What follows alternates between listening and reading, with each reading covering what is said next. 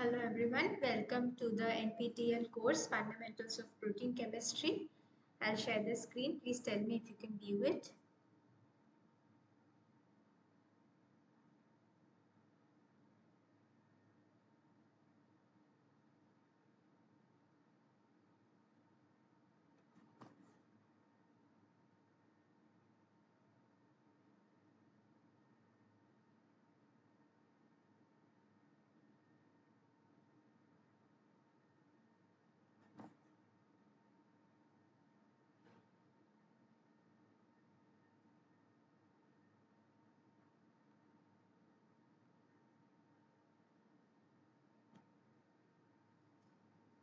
Right.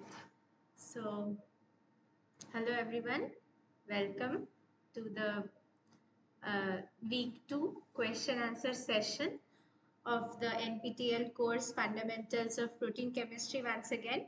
And this is coordinated by Professor Das Gupta from the Department of Chemistry, IIT Kharagpur. I am Bias Mukherjee, a research scholar from Dr. Shomo De's lab from the Department of Bioscience and Biotechnology, IIT Kharagpur. And in today's question answer session, we will go through the fundamentals of proteins. Okay, what exactly are proteins and all the primary, secondary, tertiary and quaternary structure of proteins. And then we will look into the torsion angles in Ramachandran plot. This we had already had a glimpse of in the last class. So, and then finally we will solve the questions related to these topics. Then we will go into other topics like alpha helices, details of alpha helices, and then what is mass spectrometry. We will have a look at the contact maps for proteins and how to analyze them, and then we'll solve questions related to these topics. Lastly, we will go into fibrous and globular proteins and we'll study about collagen and keratin, and then we'll solve questions regarding them. We'll learn about the globular proteins, that is hemoglobin and myoglobin as well. Okay, I hope you enjoyed today's session and you can ask me if you have any doubts. Okay, you can write in the chat box, you can unmute and you can ask me questions.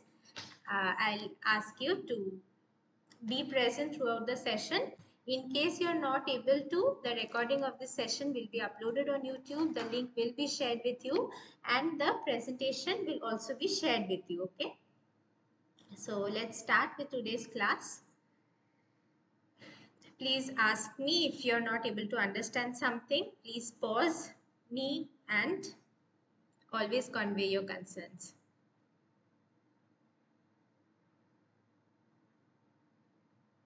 Okay. So to prevent any delay in the presentation, I will actually keep it in the full screen mode. I will not be presenting my screen because sometimes because of the network issues, you are not able to follow and the screen does not change. Okay, so I'll just keep it this way. Right. So let's start with today's presentation, which is proteins. Right. So proteins are complex biomolecules that perform essential life processes in our body. I'm sure every one of you know about proteins. So this is just a very small introduction. Okay, so they are made up of long polypeptide chains of amino acids that are joined together by peptide bonds. In the last class, we actually studied details of the amino acids, right? So these amino acids that we studied about in the last class, they actually join together and form proteins. Now, proteins perform a vast array of functions within every organism. For example, catalyzing metabolic reactions, DNA replication, responding to stimuli, providing structure to cells and organisms, and transporting molecules from one location to another. Okay, besides these, proteins perform a lot more functions. We will study all of that very soon. Okay, so the model that you see in the right, that is how proteins look like. Okay, if you look at the 3D structure of proteins. Okay, and these are the dietary forms of the proteins that we intake.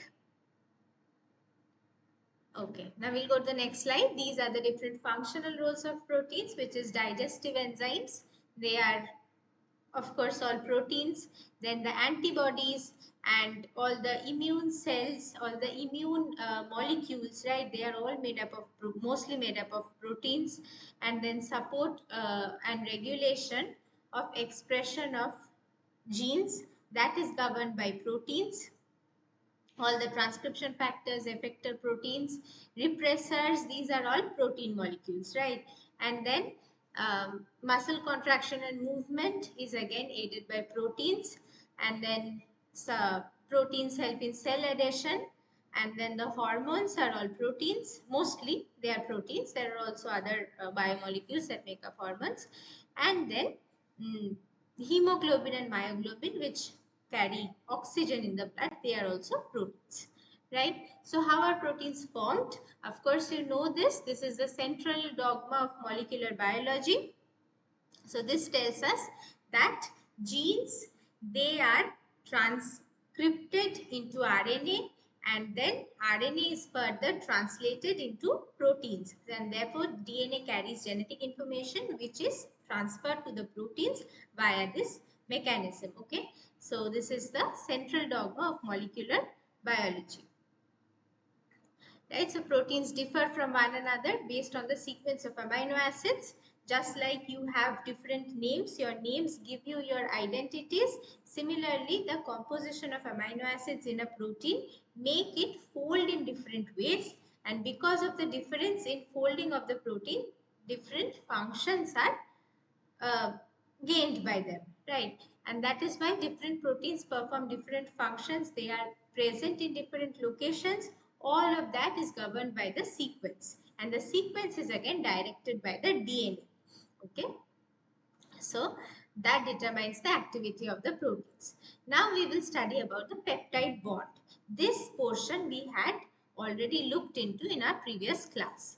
Right. So what is a peptide bond? See, peptide bond is a chemical bond that is formed between the carboxylic group of one amino acid and the amino group of the next amino acid, and these two join together, and water moiety is actually released, and that is how this bond is formed. And there is a resonance observed over here in the peptide bond, and that is why, because of this resonance, the peptide bond, there is delocalization of electrons, and the peptide bond, even though it is a single bond, it behaves like a partial double bond. Okay, this is very, very strong, very rigid. It is very difficult to break the primary structure of a protein.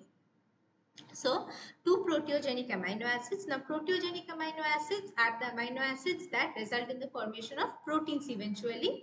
But then, what are the non-proteogenic amino acids? So, ornithine, citrulline, all of these amino acids that do not result in the formation of proteins ultimately, but they are involved in metabolic reactions in our body, like in the urea cycle. They are non-proteogenic amino acids. Okay, so two proteogenic amino acids are linked together by the elimination of a water moiety and the formation of a peptide bond by a condensation reaction. I am sure you know about the different kinds of reactions, right? Like substitution, elimination, and all of this. Okay, someone wants to join the call. Okay, so this type of reaction is a condensation reaction where two groups are actually coming together and forming a single molecule. So the peptide bond is a covalent chemical bond that forms between the carboxylic and amino group of two different amino acids, and the peptide bond has a distinct double bond character due to resonance between different structures. Right, this is the one. Now the carbon and oxygen atoms involved in the bond share electrons in a way that create a partial double bond, making the bond rigid and preventing free rotation. This is a very important property of the peptide bond. Because of the rigidity of the bond, free rotation around the bond is actually prevented. And this rigidity contributes to the overall three-dimensional structure of the protein. Now, rigidity is there around the peptide bond, but there is relatively less rigidity around other torsional angles. Okay, so we will learn about that. Other bonds actually resulting in torsional angles. Now, how are proteins formed? So, we just learnt about this, that different amino acids come together to form a peptide. As the peptide gets longer, it is called a polypeptide chain. And these polypeptide chains actually fold and result in the formation of these secondary and tertiary structures in proteins. So in secondary structures, if you see, this single polypeptide chain actually interacts with either one another or with the amino acids present in the same chain through hydrogen bonds. So secondary structures are majorly contributed to by hydrogen bonds that can be within the same polypeptide chain as seen in alpha helices. It can be between two different polypeptide chains, which is seen in case of beta pleated sheets mostly, right? And then there is the tertiary structure. So besides hydrogen bonds, yes, someone wants to join. Okay, so besides the hydrogen bonds, there are hydrophobic interactions, there are side chain, salt bridges, disulfide linkages, van der Waals interactions, and many other interactions that result in the formation of a folded tertiary structure in proteins. And when two different such tertiary structures interact with one another to form a functional protein with multiple subunits, that is called the quaternary structure. So some proteins are active as the tertiary structure as a monomer, and some proteins are active only when there is a multimer, right? Okay, now we will go to the details of how proteins are formed. So the sequence of the amino acid gives it its primary structure. It is unique to every amino acid. Then what happens? Then the alpha helix and beta pleated sheets are the common secondary structures. So they refer to the local folding patterns. So these are local folding patterns within a polypeptide chain, and they stabilize the intramolecular and intermolecular hydrogen bonding between amino acid residues in protein sequences in alpha helices and beta sheets respectively. So intramolecular hydrogen bond, that is seen in alpha helices, intermolecular hydrogen bond is seen in beta pleated sheets, right? So if you look into this figure, this is an alpha helix and this is present in the subunit, in one subunit of heme, okay? And then there comes in the tertiary structure. So this polypeptide chain folds and the secondary structures come together to interact with each other and form the tertiary structure, which gives it the geometric shape, right? And then the tertiary structure is actually determined by interactions and bondings of the amino acid side chains in the protein. Then comes in the quaternary structure. So this particular moiety interacts with three other such subunits to result in the formation of a functional quaternary structure that is seen in hemoglobin, right? Then we will look at the properties of the alpha helix.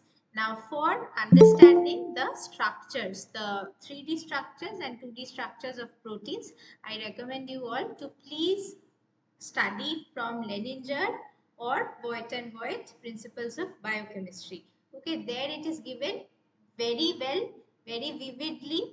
This entire topic that I am teaching today, please study either from Voigt or from Leninger. It will be very clear to you.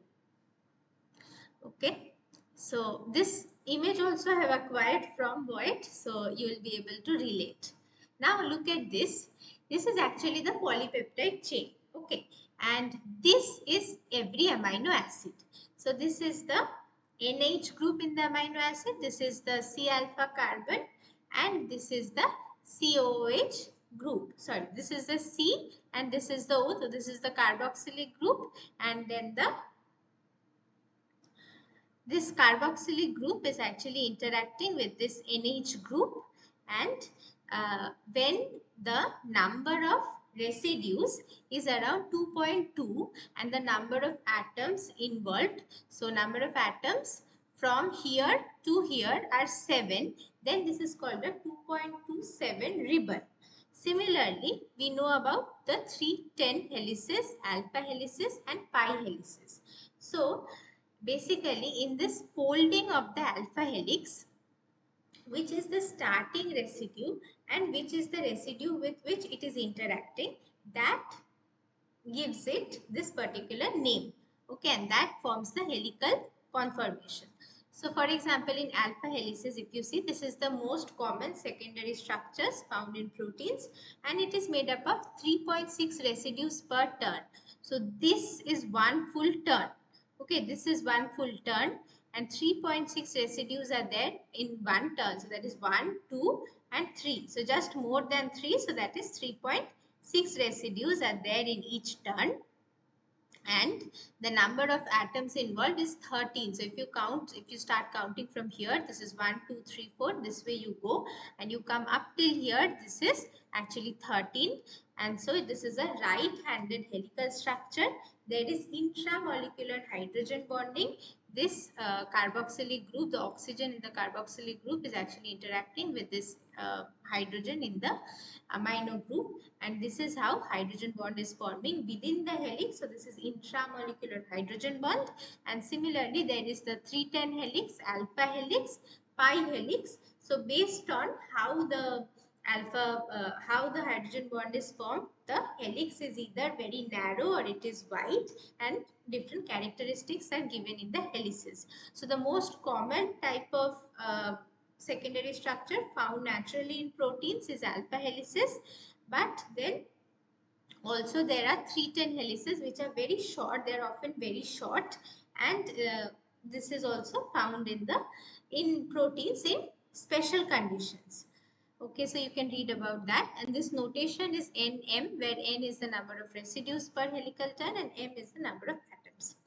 Okay, so amino acids such as leucine, alanine, methionine, arginine and glutamic acid and lysine, they have high alpha helical propensity compared to glycine and proline, which are often helix breakers due to their side chain properties. So different amino acids have been grouped as helix formers. Okay, so some of them are very favorable in helices, and they can very easily form helices in a solution. Some amino acids are not very good helix formers. For example, proline, because of its side chain. Because of the side chain, there is immense steric hindrance, and a bend is seen in the helix. There is a kink in the helix. Similarly, for glycine, now glycine is very mobile. It does not have a side chain, and therefore its conformation is not very restricted, and that is why again uh, presence of a glycine in helix is also rare. Okay, it is not that they are not present, but comparatively rare. So how easily a particular amino acid forms a helix, that has been studied, and then different residues have been grouped accordingly. Okay, so then that is called the helical propensity, and then the helical propensity of the helices are determined. Okay, and then after that we will be studying about beta sheets. So look here, beta sheets are of three different types. Okay, so one is parallel beta sheet, one is antiparallel beta sheet, and the other one is mixed beta sheet. So you might already know about this. A lot of you might already know about this. So in parallel beta sheets, you see what is this direction, by the way? This is actually N and C terminal of the polypeptide chain, right? So every polypeptide chain, there is the N terminal residue and the C terminal residue. So at the N terminal, there is this NH3 plus group, which is towards the starting of the helix, and then as we move forward, there is COO minus, which is the C terminal, and that is why this is N and this is C terminal, and this is called the direction. Okay, this is actually the polarity of the helix. So we will learn about the polarity of the helix very soon. Okay, this is very much like magnetism, right? So have a look here. So there is the parallel beta sheet and anti-parallel beta sheet. So in parallel beta sheet, all the beta strands are pointing towards the same direction. This is the one. Okay, and there is intermolecular hydrogen bonding, and if you see that the bond uh, they are not very straight, right? They are not exactly 180-degree to one another, but they are actually uh, longer compared to that seen in the anti-parallel beta sheets. Here the bonds are exactly perpendicular to the direction of the beta sheets. What is there in mixed beta sheets? So different parallel and anti-parallel beta sheets together come to make mixed beta sheets, right? So in parallel beta sheets, the beta strands are unidirectional. However, intermolecular hydrogen bonds are not perpendicular to the axis. In antiparallel beta sheet, however, the consecutive beta strands are not unidirectional, they are bidirectional, opposite in direction, right? And intermolecular hydrogen bonds are perpendicular to the axis. So again, in mixed, there are both parallel and antiparallel beta sheets that come together.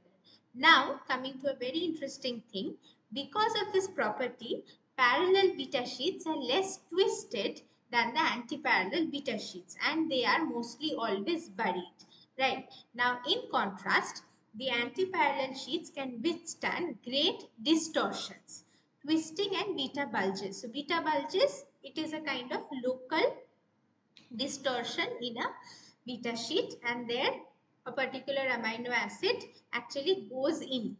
So there is when there is a greater exposure to the solvent.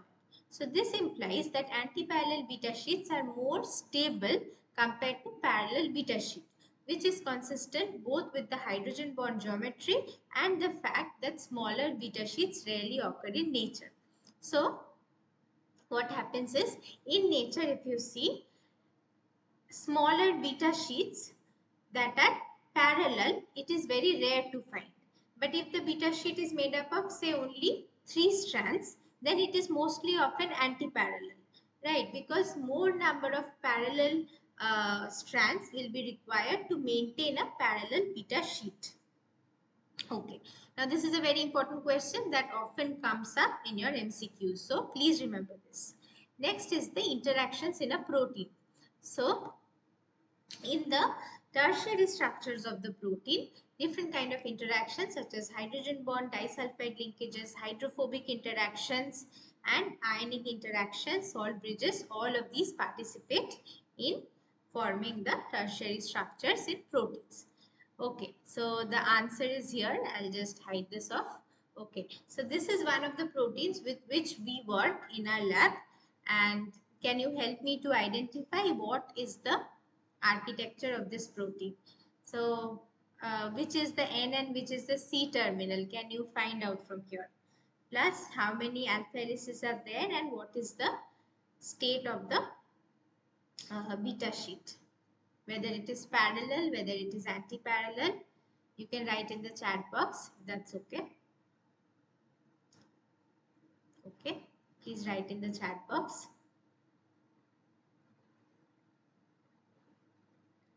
This is an RNA binding protein with which we work in the lab.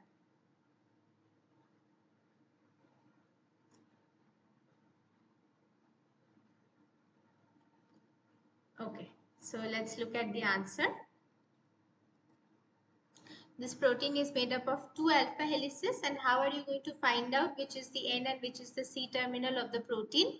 You have to start looking from here. This blue one is the N terminal because the protein goes this way, and the C terminal is actually this particular yellow one. This is the C terminal because you can see that this comes this way. Okay, it is made up of anti-parallel beta sheets, which is very evident from here. There are 5 beta strands and they are all anti-parallel to one another.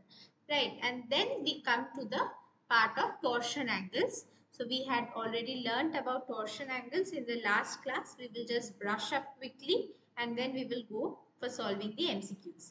Okay, so if you see every amino acid as a particular box or a plane, then what happens is around this particular bonds, they actually rotate. So now phi angle is observed when there is rotation around the N C alpha bond. So this is the C alpha and this is N. So when there is rotation around this bond, the angle that gets formed is called the phi angle. Then there is psi angle, which is rotation around the C alpha C bond. This is called the psi angle. And omega is actually rotation around the peptide bond.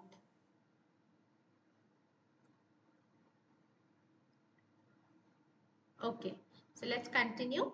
Now the planarity of the peptide bond gets restricted to either 180 degree or 0 degree in nearly all of the main chain peptide bonds, right? But when seen in case of cis peptides, this is often 0 degree, and this is seen when prolines are present. Now we studied about this in the last class that prolines have a tendency to form cis peptides. So what is a cis peptide? For example, this is CO. Okay, someone is joining.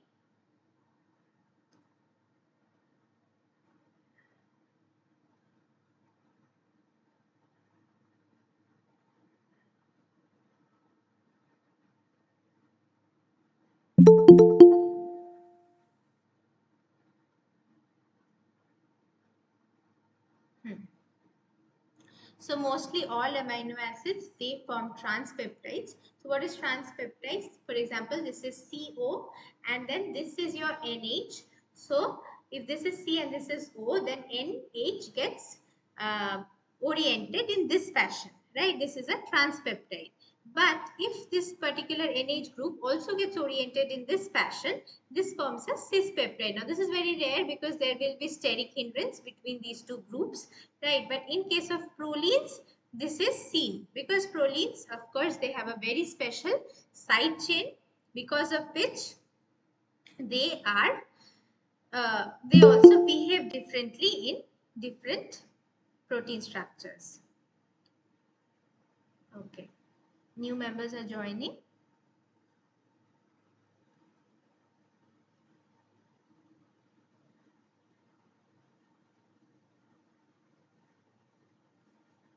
Right. We'll continue. Then we come to the Ramachandran plot. Professor Ramachandran had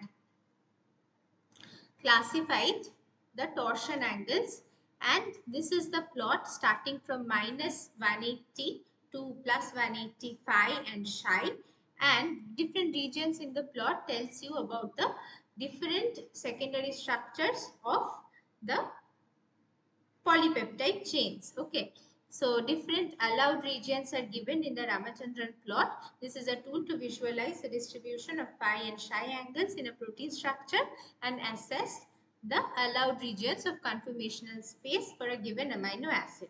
Now here I will recommend you to please at least remember the antiparallel and parallel beta sheet, right-handed alpha helix and 310 helix, and also polypeptide, this sometimes behaves like helices. So please learn about this. For Ramachandran plot, please refer to Voigt and Voigt. That is going to really clear your concepts. Okay.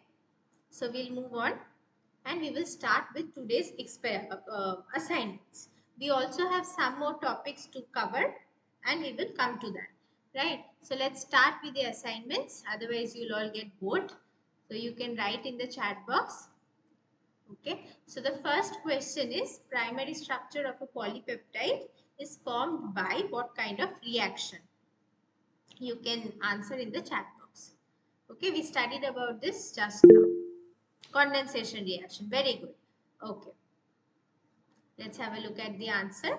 Yes, it is condensation reaction, right? This water molecule is removed and the two different molecules, they are coming together forming a single bond, right?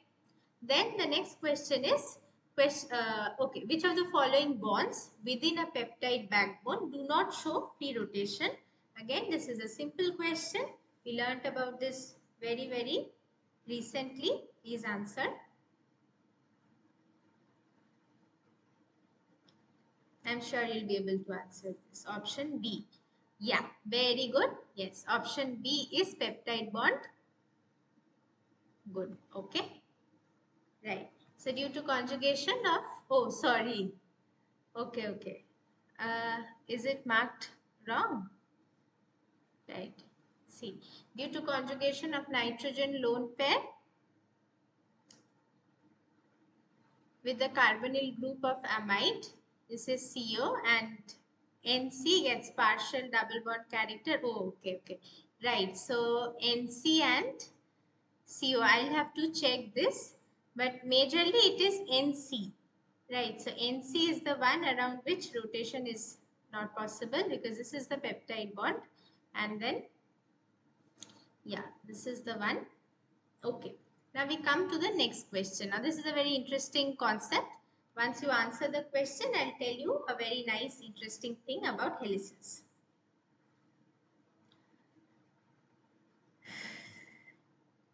Try to answer this. Now, which secondary structure has a strong unidirectional dipole moment? Is it alpha helices? Is it parallel beta sheet? Is it anti-parallel beta sheet? And is it turn? Beta turn. Which one is it? Okay, someone wants to join the call.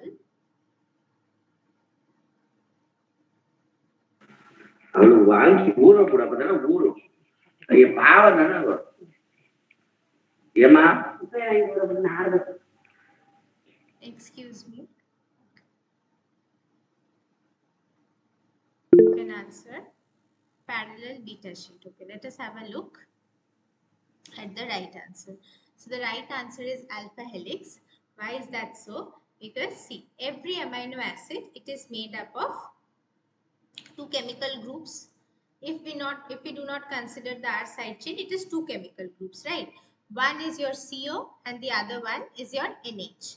Now CO is of course electronegative, NH is also there, and they will have a dipole of their own.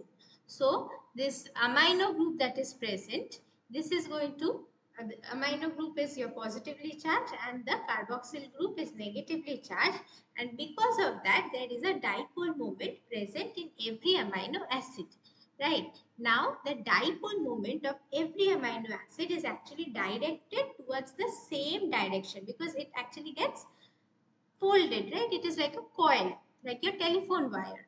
So all these dipole moments get directed and the helix as a whole develops a dipole of its own. You can relate this to the concept of magnetism, right? So in a bar magnet, every tiny particle, it is having your small north and south dipole, and then that results in the formation of the overall magnetism of the bar magnet, right? Similarly, this entire helix, it is going to have more positive charge towards its N terminal and more negative charge towards its C terminal.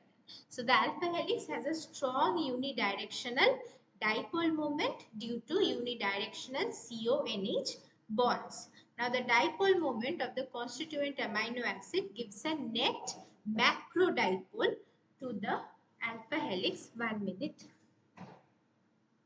I'll be back soon.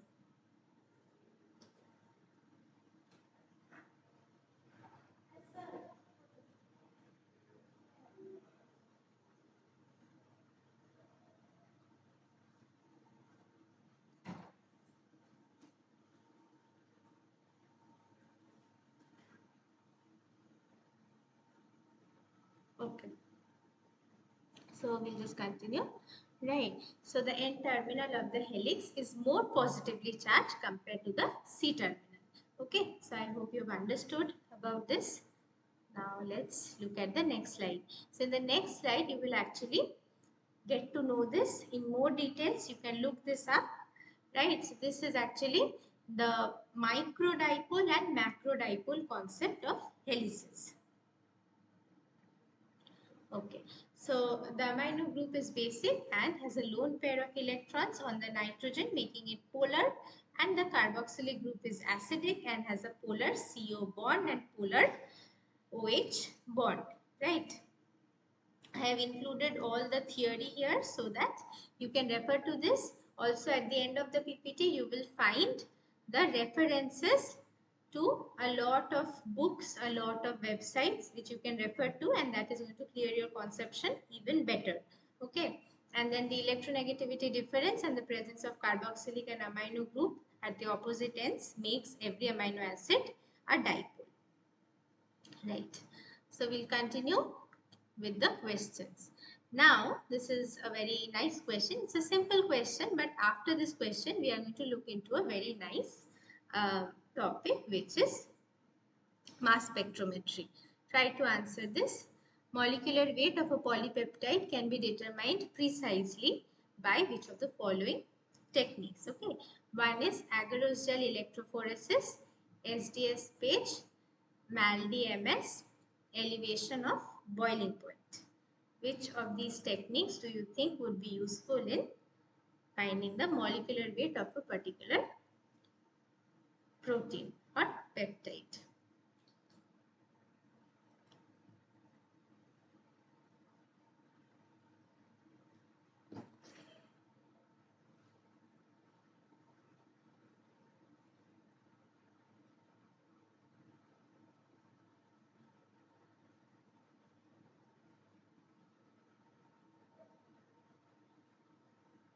See if you can answer this. It's a very simple question. Agarose gel electrophoresis, this is mostly used for RNA and DNA, right? SDS page, this is mostly used for proteins, correct? And this can tell you about the molecular weight of a protein, but then this is, right, okay. SDS can definitely tell you, but then this is not very accurate, okay? And to get it more precisely, it is MALDI. MALDI is actually mass spectrometry. So we will look at MALDI.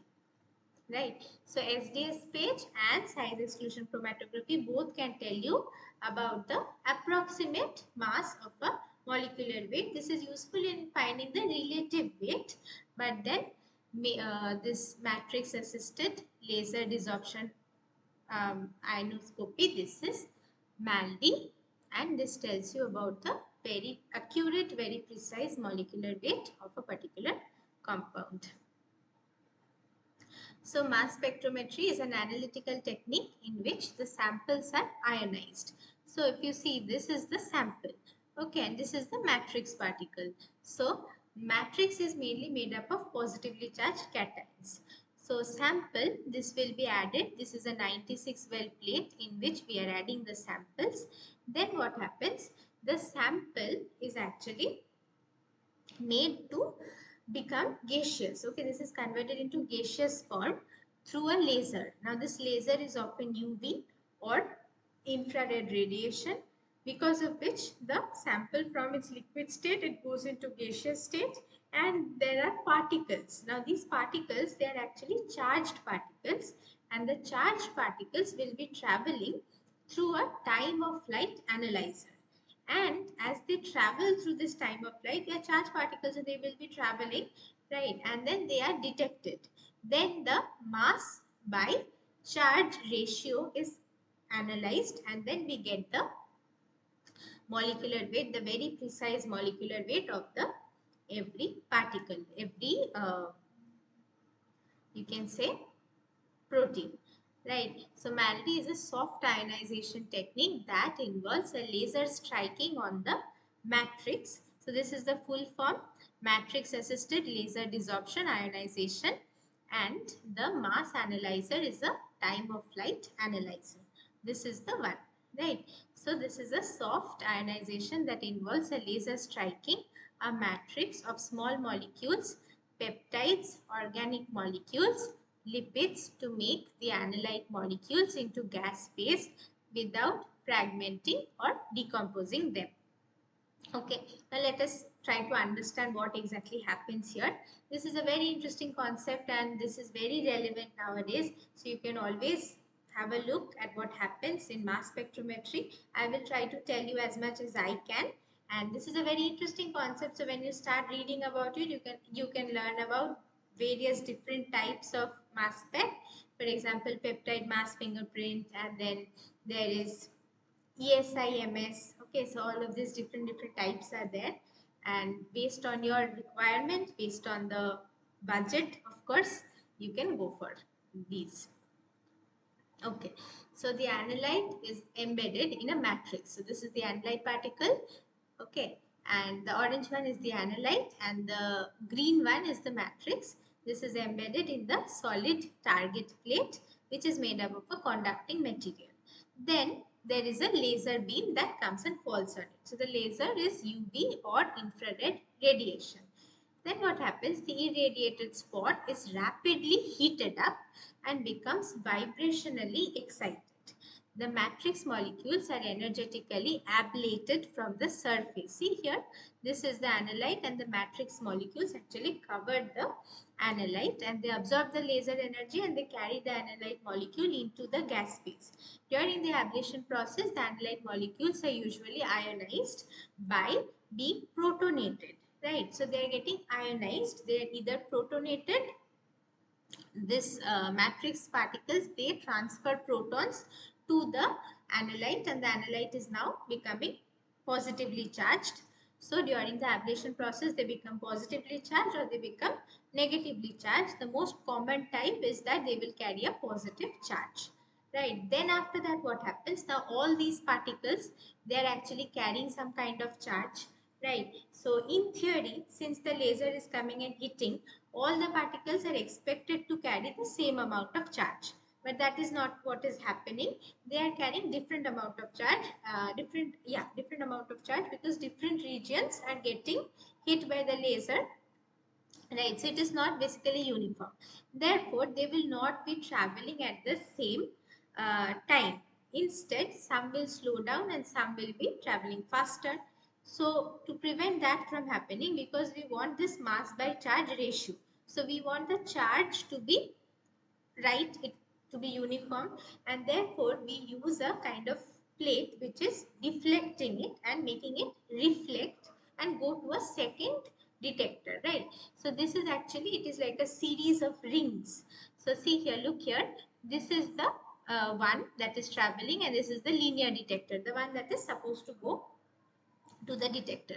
But then because it is retarded, it is not uniformly charged, it is not having the same amount of kinetic energy, right? And so to prevent that from hampering our experiment, what we use is we use a reflector mode. So this reflector is something, see, to correct this problem, a reflector is used. It consists of a series of ring electrodes with very high voltage which can repulse the ion back along with the flight tube, usually at a slightly displaced angle. So it is coming at a different angle and it is going to a different detector. Right, so ions of different kinetic energy penetrate the reflectron to different depths before they get expelled from the reflectron into the opposite direction.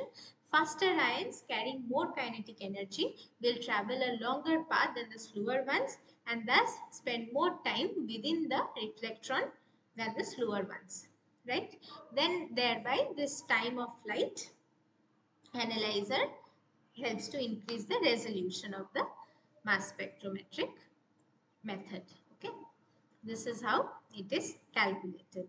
Now we have one more question on contact maps of proteins.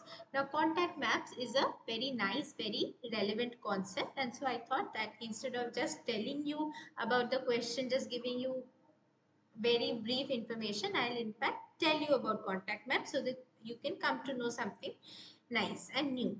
Okay, so a lot of you might know about it, but this is very interesting. You can actually find a question like this in your multiple choice questions in your exams, right? So we can learn about this. So what is a contact map? This is basically a 2D representation of the distances between pairs of atoms, usually the backbone atoms, which is C alpha in proteins, right?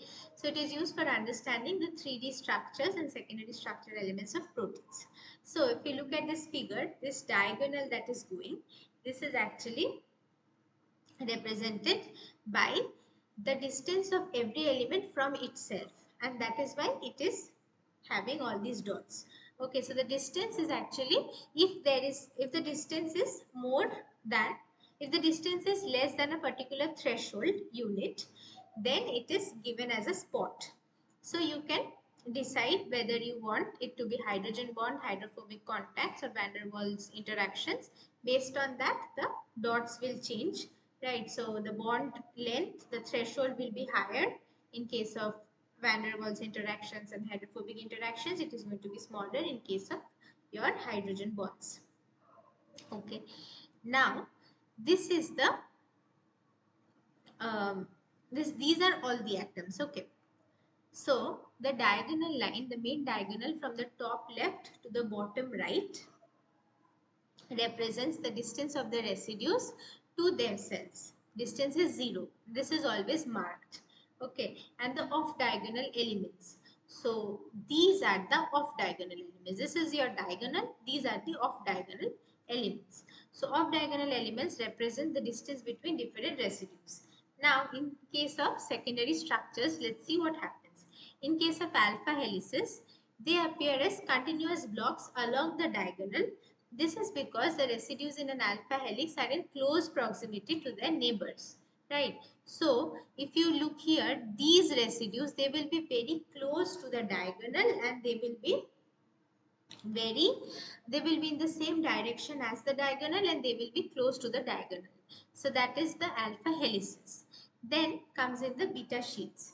Now parallel beta sheets, they are parallel to the main diagonal. Anti-parallel beta sheets, they are perpendicular to the main diagonal. Okay, so then this is a parallel beta sheet and this is an anti-parallel beta sheet. I'm sure you've understood. Now, interpreting the contact map. So, dense clusters of points indicate regions where there are residues that are in close proximity and there is very tight secondary structure interaction. Sparse regions, dispersed regions means there is low interaction between the residues, right? These are the regions where there is low interaction. This is the region where there is very large amount of interactions. Now, you try to solve this question. Try to solve the question. See if you can.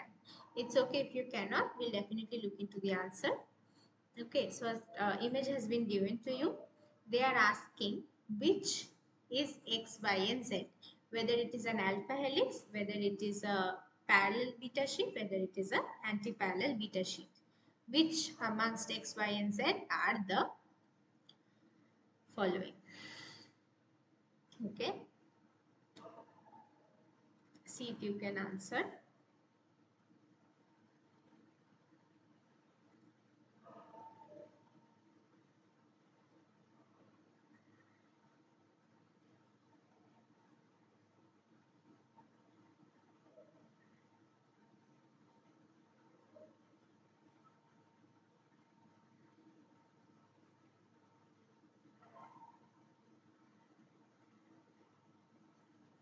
You can all write in the text box if you want. You can also unmute yourself and you can tell me. It's okay if this looks new, but this is very easy, very simple. If you have understood whatever I have taught, it's very simple. And you can always come back to the PPT, come back to the video, and then we can revise, right? Okay, let's try to look at the answer. Or do I have, okay, very good. Okay, we have a response, Y is alpha helix. Yes, that is true.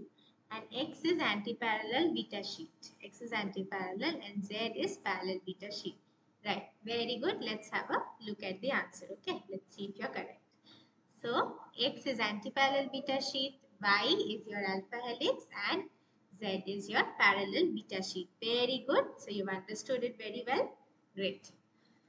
Okay, so now we will come to something that you might already know, and this is fibrous and globular proteins. Okay, this is again very simple. Let's try to understand, but every year there are questions on this collagen, keratin, elastin and all of these. So try to have a look at all of them. Okay, I would recommend go through Voigt's biochemistry. You'll find this very well written there in Voigt's biochemistry. Okay. So what are fibrous proteins? Fibrous proteins are long and thread-like, right? A very good example is your hair. This is a fibrous protein. So this gives shape to the cell and they provide a framework and hence they are structural proteins, right? They are insoluble in water. If you dip your hair in water, it is not going to get solubilized and disappear. Why? Because the hydrophobic R groups are exposed. So very important examples are keratin found in hair, nails, right? Then there is collagen. Collagen is found in your muscles. Elastin, fibrin. Please read about all of these. I will tell you about keratin and collagen because we have a question in collagen. Okay. So Globular proteins are spherical in nature. They carry out specific metabolic and chemical processes in the body, and they are typically soluble in water. Okay, we have a new member. Okay, right. So, for example, and they are soluble in water. So, most of your enzymes and all this hemoglobin, myoglobin, they are all spherical proteins, right? They are all soluble in water. Their hydrophobic R groups are very well packed inside. Then hemoglobin, myoglobin, insulin enzyme, they are all globular proteins. Now we will have a look at the fibrous proteins. So example is keratin and collagen. Now keratin, this is a very interesting protein because keratins can be alpha keratins, they can be beta keratin. So alpha keratins are made up of alpha helices, beta keratins are made up of beta sheets. Okay, now what happens? Keratin actually forms a coiled coil structure. So it is like very stable superhelical coiled coil structure which is having a left-handed supercoil in it. Okay, and along the length of the filament, so this is how the dimers are formed, and then they form intermediate filaments, and then they form other filamentous structure, and then the entire polypeptide chain gets formed. Okay, so along the length of the filament, there are hydrophobic interactions between the non-polar amino acid, and this maintains the coiled coil structure. So it is coiled in such a way that towards the interior of the entire structure, all the hydrophobic amino acids are clustered. Okay, and this hydrophobic interactions actually gives it that entire strength to remain as a supercoil, and then this to maintain the coiled coil structure. So keratin helix displays sulfur disulfide linkages because of the presence of cysteine residues. Now a very interesting concept is that you go for straightening your hair, right, and smoothing your hair and all of that. So when you go for straightening your hair, it is actually breaking these disulfide linkages, because disulfide linkages give this curliness to your hair. So heat denaturation you are applying on your hair, and that is actually breaking the disulfide linkages, right? So that is something interesting. Then comes in collagen. So what happens in collagen is there are three left-handed helices which are twisted together. So individually the helices are left-handed. When they are twisting together, they are forming a right-handed triple helix. Please remember all this. All of this gets asked in exams. So please remember this. Okay, and this is again a super helix. There is a cooperative quaternary structure. It is quaternary because different subunits are coming together to form a supercoil, right? And they are actually joined together by hydrogen bond, and that is why collagen is very, very stable. So hydrogen bonds are actually forming between the different separate chains and helping in forming the collagen triple helix. Now collagen is made up of a very, very specific combination of amino acids, which is glycine, proline and hydroxyproline. Then it is twisted in such a way, and it is coming together in such a way that proline is very essential in this position. Glycine is very essential in this particular position because of the conformational flexibility. Okay, and it does not have a side chain, so there is no steric hindrance, and that is why glycine is very important in this particular context. So there are different post-translational modifications. For example, your hydroxylysine, hydroxyproline, all of these different things get formed. So hydroxylysine gets formed through a different metabolic pathway, and uh, diseases can be formed when those enzymes are affected. Okay, you can read about that. It is there in Voigt. And there are different post-translational modifications and cross-links in the collagens, which include formation of hydroxyproline and hydroxylysine. Okay, now we will take a look at the question. Now I taught you about this because we had a question regarding this. This would help you to answer it. So which amino acids are most abundant in collagen? Try to answer. Very simple question. Option B. Option B is proline and glycine. Yes, very good. It is option B. See, this is how the amino acids are present. This is your glycine, this is hydroxyproline, and this is proline. Okay, and this is how the three chains are actually twisting onto one another. This is how the alpha chains are there, and these are the three amino acids that come in repeats. Now, it's not that there are only these three amino acids. There can be alanine, there can be lysine, there can be other amino acids, but majorly repeating units are these three residues. Okay. Okay. Now we'll go to the next slide, which is again a question. This is a very simple question. Try to answer this. The interacting surface of a membrane protein. I'm sure you know that our lipid membrane of the cell, it is also having a lot of proteins in it. Some of the proteins are present on the top, some of them are buried inside. You have studied about this lipid models in school, right? Fluid models you've studied. So, how do these membrane proteins interact with the membrane? What type of interaction do you think it is? Okay, so you're saying it's amphiphilic. Let's have a look. The interacting surface of a membrane protein with the membrane is, right. So if this is a membrane protein and if this is the membrane, it is going to interact with the membrane using hydrophobic interactions. Okay, because the membrane proteins top and bottom, the portions that are extruding from the membranes, those are hydrophilic, but then internally the transmembrane protein, this is actually hydrophobic.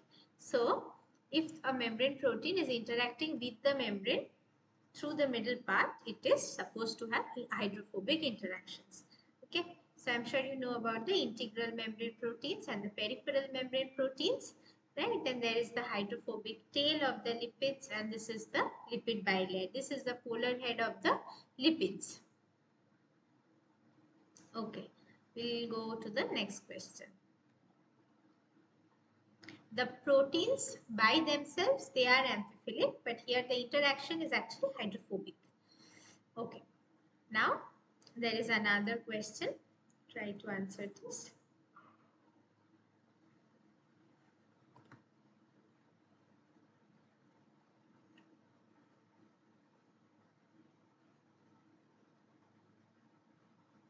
Okay, we were here. Yeah. Try to answer this.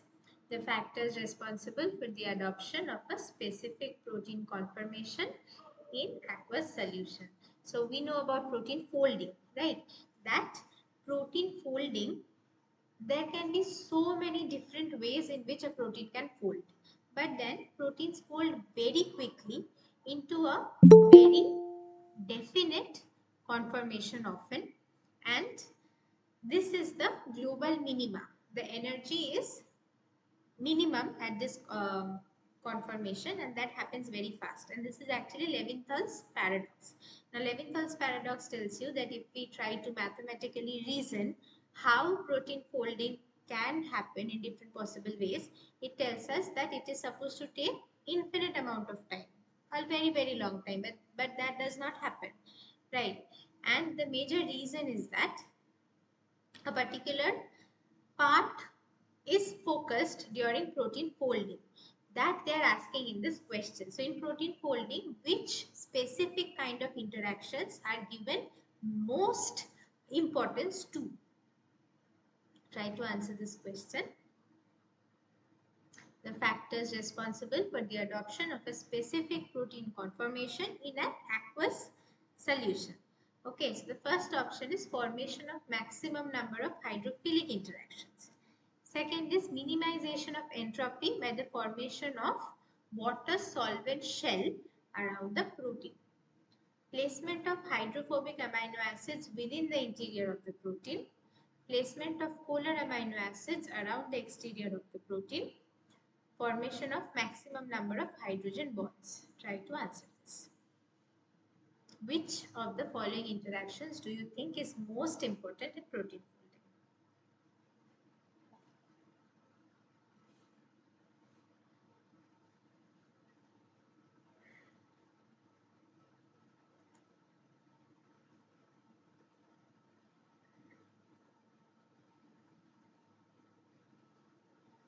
Option C. Option C is 3 and 4. Yes, that is correct. Let's have a look. Yes, it is 3 and 4. So see, this is the unfolded polypeptide. And then in folding, what happens? The most amount of importance is given to the hydrophobic regions of the proteins. And these hydrophobic portions are actually clumped together into the core of the protein. That is how you can make it soluble. That is how you can make it stable. Okay, so when the hydrophobic core is very well protected, then the protein actually it is also entropically energetically favorable, and therefore it is naturally occurring. So hydrophobic effects minimize the hydration layer and facilitate weak interactions between the amino acids residues. So hydrophobic interactions are the most important when it comes to protein folding. Okay. Okay. Right. Now there are two questions. One of them is a small numerical. The other one is a small question based on your torsion angles. So try to solve the numerical question first. Now with numericals, please be very cautious. Please practice numericals very well, because nowadays in almost all exams they are asking these numerical questions, especially in GATE. There are going to be NATs, which is your numerical aptitude test, and this is a simple question, and this kind of simple questions only come. So it's very scoring. Only the thing that you need to do is practice well. Okay, try to solve this. So hypothetical helix has 5.6 residues per turn. Now we learnt about the helices, right? So alpha helix is 3.6 residues per turn, and the pitch of the helix is also given.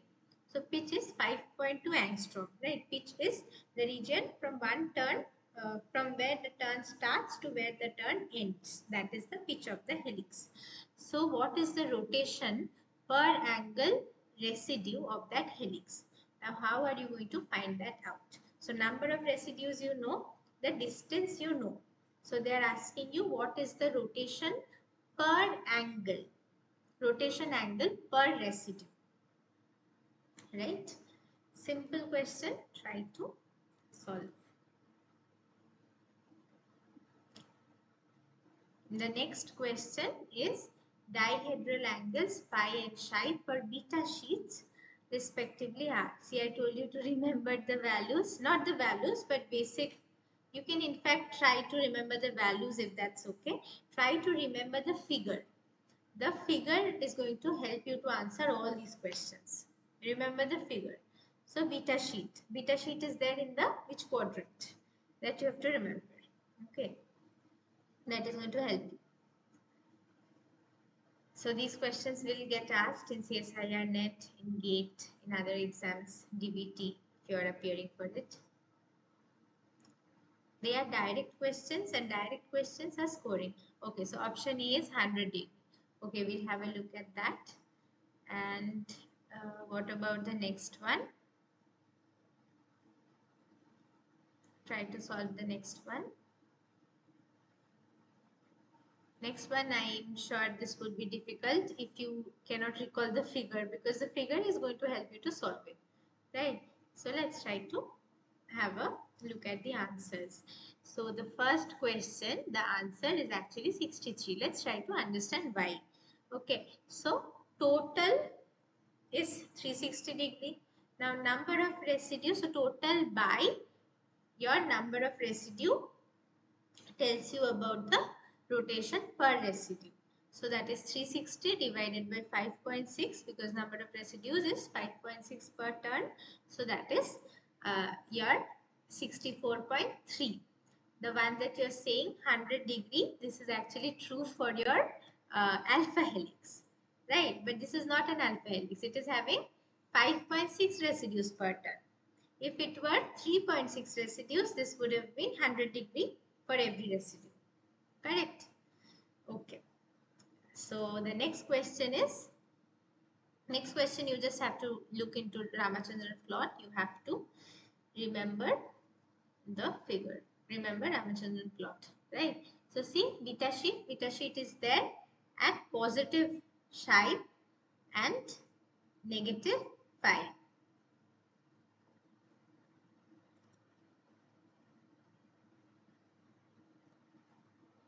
Yeah. So pi is supposed to be what?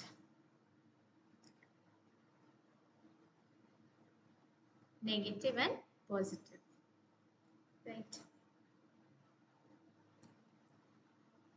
Okay. Now, hemoglobin and myoglobin.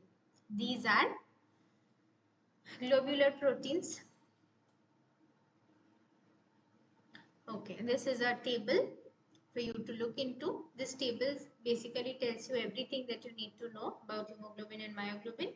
But then there are also other concepts, but they have not asked this in this assignment set, so I haven't included that. But you can also go through all of that. Okay, so see, primary function of hemoglobin is to transport blood, transport oxygen in blood, and for myoglobin it is storage of oxygen in the muscles. So structure, hemoglobin is made of 4 subunits, myoglobin functions as a single subunit, right? Oxygen binding sites, hemoglobin has 4 heme groups per subunit, but myoglobin has only 1 heme group per subunit. Oxygen affinity, hemoglobin shows cooperative binding. What is cooperative binding? When one subunit binds to oxygen, it encourages the other subunit to bind to oxygen. Again, the third one binds and the fourth one binds. Okay, that is cooperative binding. So when one binds, it facilitates the other to bind, and then it actually increases rapidly. Okay, we will look at the graphs very soon. So, yeah, that is how it happens. And then what about myoglobin? There is no cooperative binding because there is just only one subunit, right? Then your oxygen binding curve, it is sigmoidal for hemoglobin. Why? Because initially only one had bound and then there is cooperativity. So it is rapid logistic increase and then it gets saturated. So that is S-shaped or sigmoidal. Right, and it is hyperbolic for hemoglobin because there is only one subunit, plus it has higher affinity for oxygen. So right away it is going to bind to oxygen. Allosteric regulation, since there are so many subunits, there is cooperativity. Of course, your hemoglobin is going to be affected by allosteric regulation. This is very important. Learn about this Bohr effect. Learn about the allosteric regulation of hemoglobin. Okay, but myoglobin does not experience any allosteric regulation. So learn about this. You might get questions from here. Okay, and then location and all. You already know it's found in blood cells. This is found in muscle cells. Response to pH. Okay, this is very sensitive to pH effect. Myoglobin is less sensitive to pH effect. This is Bohr's effect. Role in oxygen transport, delivers oxygen from lungs to tissues, and this stores and releases oxygen within muscles. So presence of Bohr effect and absence. Okay, cooperative binding we already studied, right? Now we will go to the next part. Try to answer this question. Then we will look at the graphs. We have already reached the end of our topic for today. Okay, you're doing very well, but please everyone answer questions. Only Divya has been answering. Very good. Congratulations, Divya. You've been doing very well. Try to answer this one also.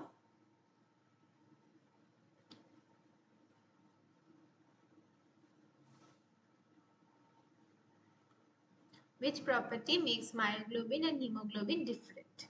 So oxygen saturation profile at different pH. Cooperative binding of oxygen. Iron binding site. Large segments of alpha helix with a spiral shape. Let's see.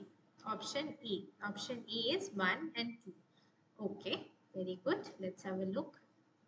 Okay, someone else is also answering. Very good. Please answer, Shagun. Okay, so this is the one. Myoglobin shows higher oxygen saturation at lower pH and hemoglobin shows cooperative binding. So yes, you both are very correct. 1 and 2 are the right option. So see oxygen saturation, and this is actually partial pressure of oxygen. So for hemoglobin, it is a sigmoidal S-shaped curve, and for myoglobin, it is a hyperbolic curve. Okay. These are your references. Please refer to all the websites, all the books, all the articles that I've referred to over here. These are going to help you to understand these topics better. There are also links to numerical questions. You can also try to practice those. Okay. Thank you. If you have any questions, you can ask me. Otherwise, we can end the session. Yes, someone is joining now, but we are already done with the session today. You can ask me if there are any questions. Otherwise, thank you so much for your time. Thank you for attending the class. Thank you for participating in the question answer session. If you have any feedback for me, please give. Okay, how I can improve my teaching, whether I can make the slides more informative, whether I can tell you more things. You can tell me if you have any suggestion. Okay, thank you so much, Divya.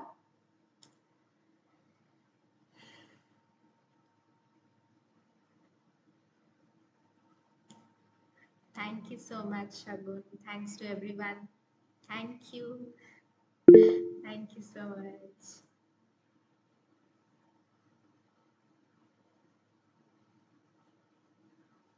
Okay, thank you so much. Thank you. If you don't have any other questions, we can actually end the session.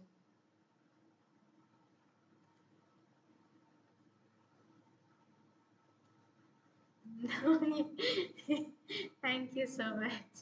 Okay, I'll be ending the session then. Thank you for your time.